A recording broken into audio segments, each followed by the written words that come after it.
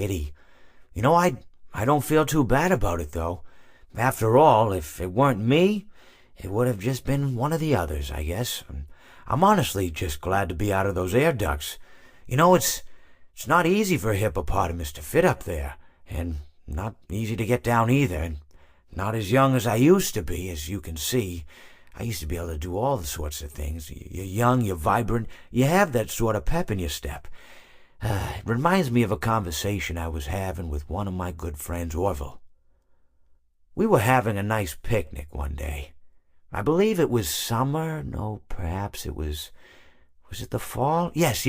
It was the fall because the leaves had turned already. But I said to Orville, I says, "Orville, I have a story to tell you."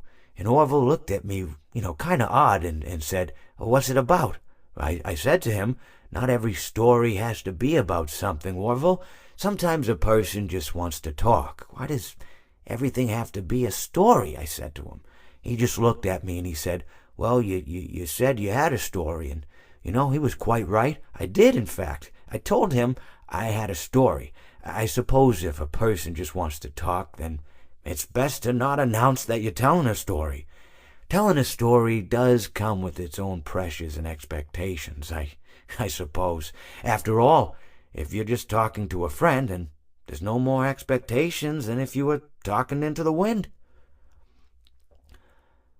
Words by themselves aren't expected to carry, aren't expected to stick.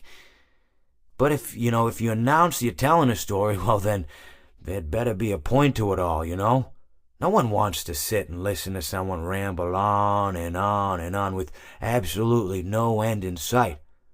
So, it's good to be mindful that when you tell someone that you're about to tell a story, that you have something to say.